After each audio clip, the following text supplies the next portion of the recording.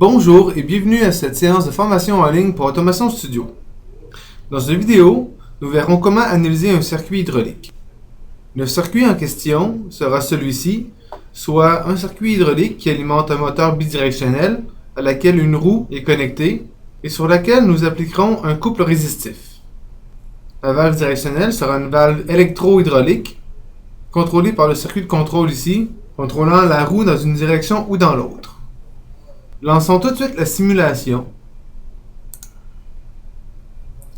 Nous pouvons remarquer que même si je lance la roue, très peu de données nous sont accessibles. Nous voyons la haute pression et la basse pression, mais rien de plus. Plusieurs outils sont disponibles pour pouvoir analyser un circuit. Commençons avec les instruments de mesure dynamique. Ces instruments sont disponibles dans l'onglet Simulation sous la catégorie Mesure. Trois types d'instruments de mesure dynamique sont disponibles. Le premier est un instrument de mesure dynamique sur les composants. Nous pouvons sélectionner n'importe quel composant. Choisissons par exemple le moteur. Et lorsque nous le glissons, nous pouvons choisir quelle propriété enregistrée nous déciderons mesurer. Que ce soit l'accélération angulaire, le débit d'entrée, les pressions de sortie et d'entrée, ou la vitesse radiale. Choisissons la vitesse radiale. Nous pouvons ensuite choisir l'unité. Tours par minute me convient très bien. Et la précision. Plus ou moins un tour par minute, c'est une précision convenable. Nous voyons maintenant que le moteur tourne à moins 1196 tours par minute. Le signe négatif signifie seulement le sens de rotation. La deuxième catégorie d'instruments de mesure dynamique est l'instrument de mesure en une jonction. Avec cet outil, il est possible de mesurer les propriétés en un point. Comme par exemple ici, je viendrai lire la pression. Il serait également possible de lire la masse volumique, la température et la viscosité de l'huile dans cette jonction. Il est à noter que pour déplacer l'étiquette de l'instrument de mesure, il est important de saisir la poignée ici. Je pourrais insérer un deuxième instrument de mesure ici par exemple.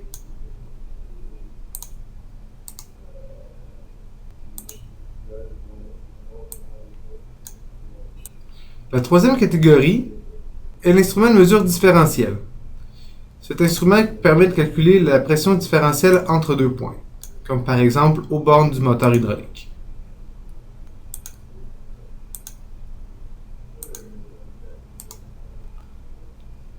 L'ensemble de ces outils d'instruments de mesure dynamique sont rafraîchis à chaque pas de simulation. Le pas de simulation de base est de 10 millisecondes. Voyons maintenant lorsque je change le couple résistif appliqué à la roue.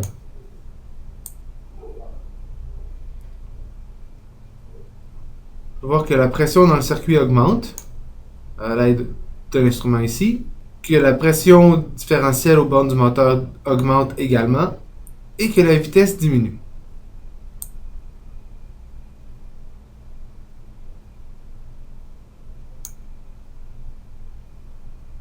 Si l'on veut pouvoir grapher les mesures lues par les instruments de mesure dynamique, il faut activer l'option d'enregistrement. Pour ce faire, dans la boîte de l'instrument de mesure, on peut venir cocher Enregistrer et vous verrez ainsi le signe d'enregistrement clignoter. Activons la fonction d'enregistrement pour quelques instruments de mesure et faisons varier le couple.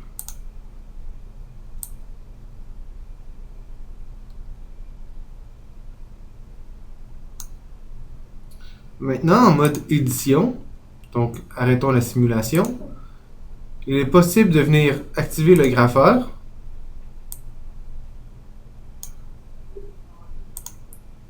et de venir y glisser les instruments de mesure en mode d'enregistrement.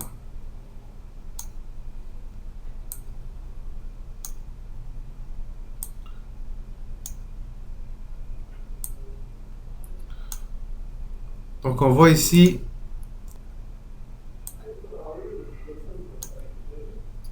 la vitesse radiale du moteur en vert et les différentes pressions mesurées en bleu et en jaune.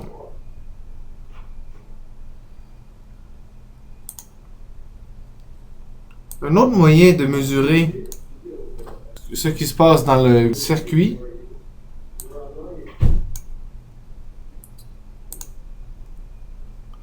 est l'insertion d'instruments de mesure. Ces instruments de mesure sont dans la catégorie hydraulique sous la rubrique instruments de mesure. Fidèle à son habitude, l'ensemble des instruments de mesure les plus couramment utilisés sont disponibles immédiatement dans la section inférieure. Il est également possible d'aller choisir des capteurs de vitesse ou d'autres types d'instruments de mesure. Nous pouvons distinguer deux types d'instruments de mesure dans cette catégorie, soit les instruments de mesure de type mécanique, ayant ici un arbre d'affiché de part et d'autre de l'instrument, et les instruments de mesure hydraulique, simplement avec une seule ligne. Insérons un manomètre.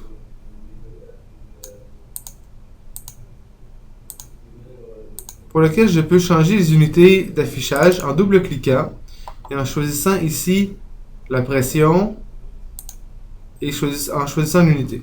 Donc je choisirai PSI. Je peux également insérer un débitmètre. Une bonne astuce pour insérer des composants directement sur un circuit est d'utiliser la touche majuscule. En glissant un composant sur une ligne en maintenant la touche majuscule appuyée, connectera directement cet instrument dans le circuit. Vous voyez, les barres de connexion sont noires. Et finalement, je voudrais insérer un instrument de mesure mécanique pour pouvoir calculer le couple et la vitesse de ma roue. Je prendrai le multimètre mécanique, qui est une combinaison du tachymètre, de l'indicateur de couple et de l'indicateur de puissance. Je peux le faire tourner dans l'onglet Édition en utilisant la fonction Position et Rotation. Pour déconnecter ma roue directement, je peux utiliser la touche majuscule et ensuite connecter mon outil de mesure. Je peux maintenant relancer ma simulation et avoir des données en temps réel. On voit ici un débit de près de 120 litres par minute, une pression de 23 PSI. Lorsque je lance ma roue, il faut voir que la pression nécessaire pour activer la rotation de la roue est de 171 PSI, avec un couple résistif de 1.2 décNm, ce qui génère une puissance consommée de 1.6 kW. Si j'augmente le couple résistif, nous pourrons voir la vitesse diminuer graduellement, ainsi que le couple et la puissance augmenter.